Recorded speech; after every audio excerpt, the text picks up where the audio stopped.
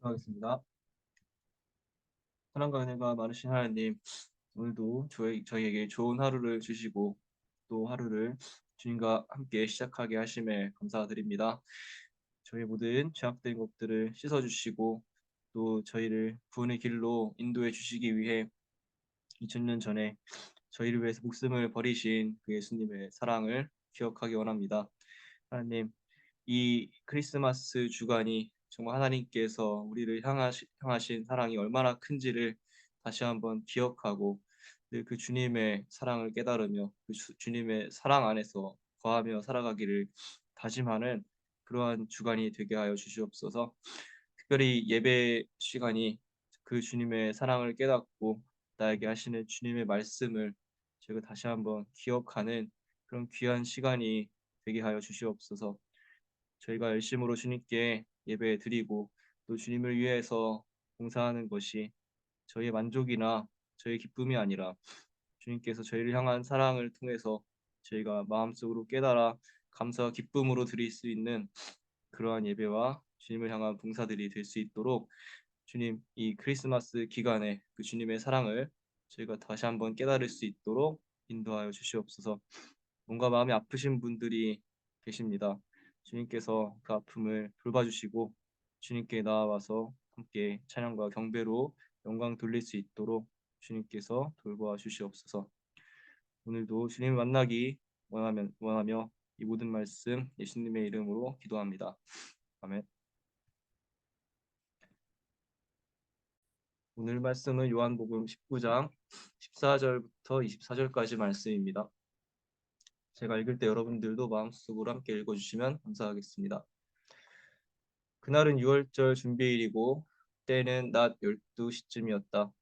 빌라도가 유대 사람들에게 말하였다. 보시오, 당신들의 왕이요. 그들이 외쳤다. 없애버리시오, 없애버리시오. 그를 십자가에 못 박으시오. 빌라도가 그들에게 말하였다. 당신들의 왕을 십자가에 못 박으란 말이오. 대제사장들이 대답하였다. 우리에게는 황제 폐하밖에는 왕이 없습니다. 이리하여 이제 빌라도는 예수를 십자가에 처형하라고 그들에게 넘겨주었다. 그들은 예수를 넘겨받았다. 예수께서 십자가를 지시고 해골이라 하는 데로 가셨다.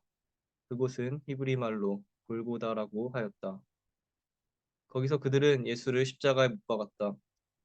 그리고 다른 두 사람도 예수와 함께 십자가에 달아서 예수를 가운데로 하고 좌우에 세웠다. 빌라도는 또한 명패도 써서 십자가에 붙였다. 그 명패에는 유대인의 왕 나사렛 사람 예수라고 썼다. 예수께서 십자가에 달리신 곳은 도성에서 가까우므로 많은 유대 사람이 이 명패를 읽었다. 그것은 히브리 말과 로마 말과 그리스 말로 적혀 있었다. 유대 사람들의 대제사장이 빌라도에게 말하기를 유대인의 왕이라고 쓰지 말고 자칭 유대인의 왕이라고 쓰십시오 하였으나 빌라도는 나는 쓸 것을 썼다 하고 대답하였다. 병정들이 예수를 십자가에 못 박은 뒤에 그의 옷을 가져다가 네 몫으로 나누어서 한 사람이 한 몫씩 차지하였다. 그리고 속옷은 이음새 없이 위에서 아래까지 통째로 짠 것이므로 그들은 서로 말하기를 이것은 찢지 말고 누가 차지할지 제비를 뽑자 하였다. 이는 그들이 나의 겉옷을 서로 나누어 가지고 나의 속옷을 놓고서는 제비를 뽑았다 하는 성경 말씀이 이루어지게 하려는 것이었다. 그러므로 병정들이 이런 일을 하였다. 아멘.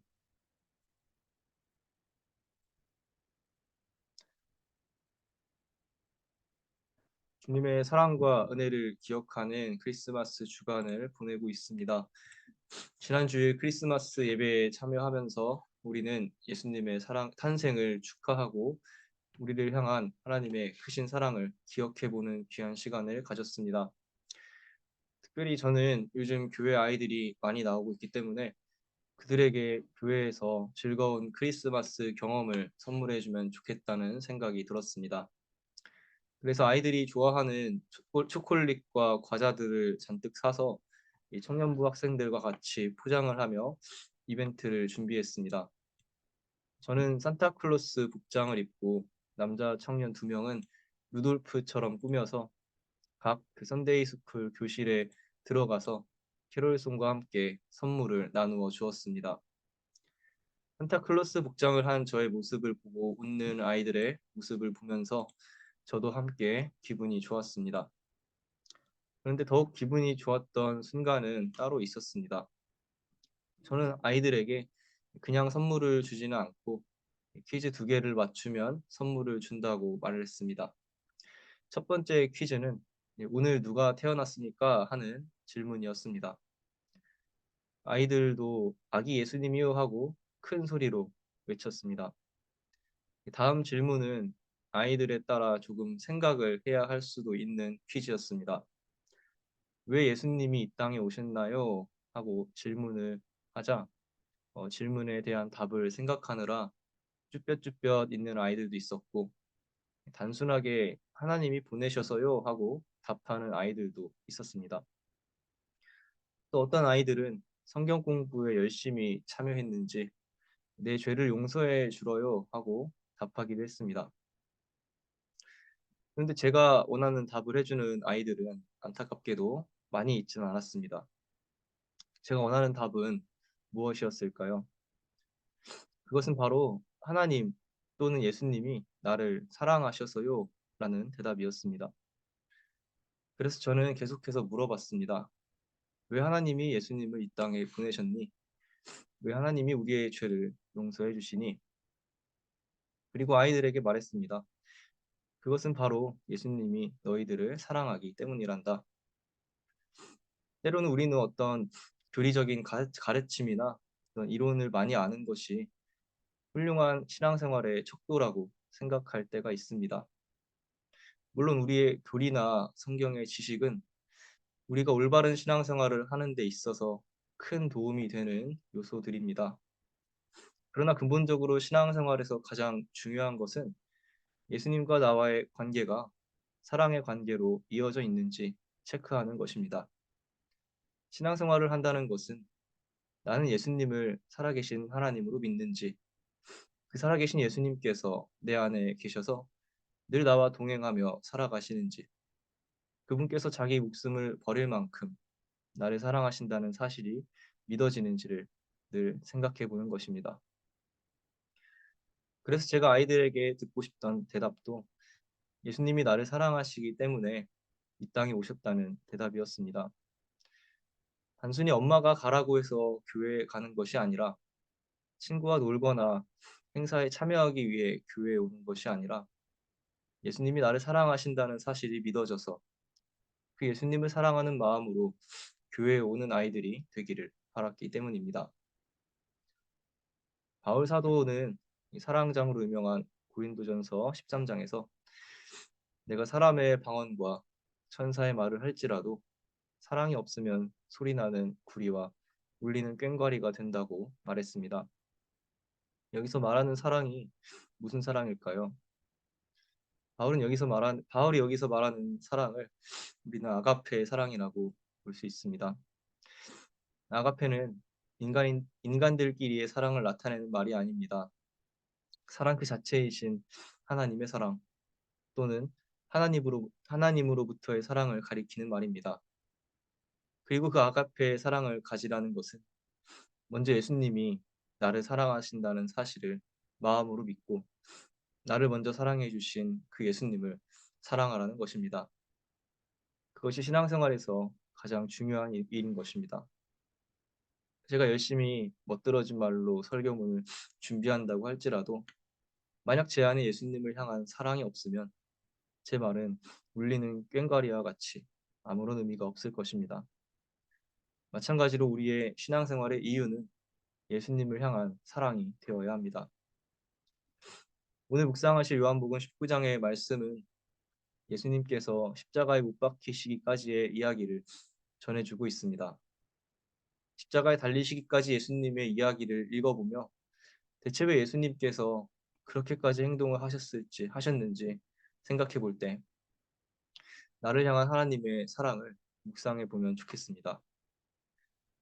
이야기를 살펴보면 먼저 빌라도는 예수님을 고발하는 유대인들에게 나는 예수에게서 아무런 잘못을 찾지 못하겠다고 말합니다. 하지만 유대인들은 그가 자칭 유대인의 왕이라고 주장한다고 하며 황제에게 반역하기 싫으면 그를 죽이라고 빌라도를 압박합니다. 이렇게 아무런 죄를 찾을 수 없는 예수님이 기꺼이 죽음을 당하신 이유는 우리를 사랑하셨기 때문이라고밖에는 설명할 방법이 없습니다. 특별히 요한복음은 그러한 예수님의 십자가 사건은 하나님의 말씀 가운데 이루어진 사건으로 하나님의 우리를 향한 사랑이었다는 것을 강조하고 있습니다. 24절부터 말씀을 보면 요한복음이 예수님의 십자가 사건을 묘사하는 독특한 방식을 살펴볼 수 있습니다. 그것은 예수님의 십자가 사건이 말씀의 예언대로 이루어지고 있다는 사실입니다. 요한복음은 24절에서 예수님의 옷을 가지고 제비를 뽑는 병정들의 모습을 보여줍니다. 요한복음은 이는 구약 성경에서 예언된 일이라고 말합니다. 또 28절에서는 십자가에 달리신 예수님께서 목마르다 말씀하시는데 이것 또한 성경의 예언을 이루기 위함이라고 말합니다. 예수님께서 돌아가신 후에 병사들이 예수님의 죽음을 확인하기 위해 다리를 꺾는 대신 옆구리를 찌르는 장면이 33절 이후부터 등장하는데요. 이 또한 그의 뼈가 하나도 부러지지 않을 것이다 한 성경 말씀이 이루어지게 하려는 것이라고 요한복음은 설명하고 있습니다. 전에 예수님이 십자가에 달려 돌아가신 것이 강대국인 로마에 맞서서 패배할 수밖에 없는 나약한 인간 예수의 한계를 보여주는 장면이라고 말합니다. 예수님을 십자가에 달려 죽게 한 유대인들도 같은 생각이었을 것입니다. 그들은 예수 그리스도의 머리맡에 자칭 유대인의 왕이라고 써붙여야 한다고 말합니다. 결국 자신을 하나님이라고 칭하는 예수가 십자가에 달려 죽게 된 비참하고 실패한 인생을 살았다고 조롱하기 위해서였습니다. 하지만 저자 요한이 볼 때 예수님의 십자가 사건은 처음부터 끝까지 하나님의 뜻과 계획 안에서 이루어진 일이었습니다. 우리를 구원하시기 위한 하나님의 위대하신 계획이었습니다. 예수님께서 당하신 일들 하나하나가 모두 성경의 예언들이 이루어진 것으로 보았던 요한에게 예수님의 십자가 사건은 하나님께서 본인의 계획을 온전하게 이루어내신 승리의 사건이지 결코 실패한 사건이 아니었습니다. 그러므로 예수님께서 말씀하신 다 이루었다 하는 말씀은 예수님께서 하나님께서 예언하신 말씀에 따라 우리를 향한 하나님의 사랑을 완성시킨 승리의 선포였던 것입니다. 사랑하는 성도 여러분, 오늘 말씀을 통해 하나님께서 나를 사랑하시기 때문에 예수님을 이 땅에 보내셨다는 사실을 깊이 묵상해 보면 좋겠습니다. 연말을 지내고 있는 요즘 저는 가끔 왜 하나님께서 나 같은 사람을 하나님의 일을 하라고 마음을 부어주시고 또 여기까지 이끌어 주셨는지 생각해 보곤 합니다. 하나님의 사랑이라고밖에는 답할 수가 없을 것 같습니다. 특별히 이번 크리스마스에 성도님들로부터 많은 선물을 받기도 하고 또 준비하기도 하면서 많은 사랑을 느꼈었는데요. 이러한 경험들은 저에게 하나님도 나를 향한 사랑이 가득하셨기 때문에 그분의 아들까지도 기꺼이 내어주실 수 있으셨겠구나 하고 생각이 들게 했고 또 하나님의 사랑을 더 와닿게 해주는 순간이 되었습니다. 나를 사랑하시는 예수님의 십자가 지신 길을 생각할 때 예수님의 나를 향한 사랑이 내 마음속 깊이 느껴지게 되시기를 소망합니다. 그리고 그 모든 것이 세상을 향한, 특별히 나를 향한 하나님의 사랑 가운데 이루어진 일이라는 사실을 기억할 때 하나님께 감사와 찬양으로 영광 돌리는 크리스마스 주간이 되시기를 소망합니다. 기도하겠습니다. 우리를 사랑하시어 자신의 목숨까지 기꺼이 우리에게 내어주신 사랑이 많으신 예수님, 오늘 요한복음 말씀을 통해서 예수님께서 십자가 지신 길을 저희가 다시 한번 기억합니다. 예수님의 길은 하나님께서 말씀대로 예언하신 우리를 향한 주님의 하나님의 크신 사랑의 계획 안에서 이루어진 일이었습니다. 하나님, 이 크리스마스 기간에 저희가 저희의 행복과 즐거움만을 찾는 것이 아니라 나를 향한 하나님의 그 크신 사랑을 다시 한번 기억하며 그 주님의 사랑에 어떻게 하면 응답할 수 있을지 생각해 보며 그 주님의 사랑을 찬양하고 경배드릴 수 있는 거룩한 크리스마스 주간을 보낼 수 있도록 인도하여 주시옵소서. 무엇보다 나를 향한 주님의 사랑의 마음을 깨닫고 주님과 나의 관계가 아버지와 아들의, 아버지와 딸의 사랑의 관계로 이루어져 있는지를 다시 한번 점검하고 그 주님의 사랑 안에서 거하며 살아갈 수 있도록 결단하고 다짐하는 귀한 크리스마스 주간이 되게 하여 주시옵소서. 감사합니다. 이 모든 말씀 예수님의 이름으로 기도합니다. 아멘.